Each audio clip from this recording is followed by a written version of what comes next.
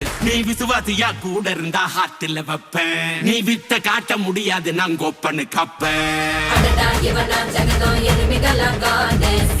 சிறப்பா முடியும் சம்பவ சீனு.